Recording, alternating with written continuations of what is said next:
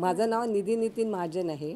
मी कन्व्हेन्सची महसूल खात्यातली कामं करते आणि आता मला खाण्याचे पदार्थ पण बनण्याची हौस आहे. म्हणून मी ओल्या नारळाची खीर केलेली आहे. प्रथम ओल्या नारळाचं आहे ते बाहेरचा कडक भाग आहे तो काढून घेतला आणि खोवून घेतला आणि तुपामध्ये कढईमध्ये करून नारळाचा कोळ भाजून घेतला 2-3 मिनटं. मग त्याच्यामध्ये पावडर टाकली, दुधाची पावडर टाकली. नंतर गरम दूध उकळत केलं होतं ते गरम दूध पण टाकलं. नंतर साखर टाकली, वेलची टाकली, जायफळ टाकलं, सुका मेवा टाकला. जे आपल्याला सुका मेवा लागतं ते केलं, उकळू दिलं आणि मग गव्हात खीर केली आणि मग डेकोरेशन केलं. क्या बात आहे. आपण लगेचच परीक्षकांना विनंती करूया की आपण ह्याची चव चाखून बघा.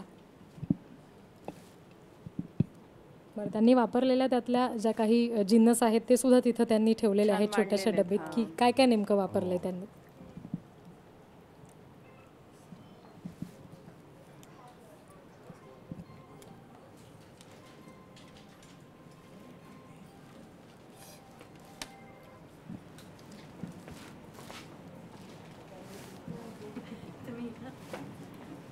मला काय नाही डायबिटिक आणि नारळाचं त्याहून काही नाही.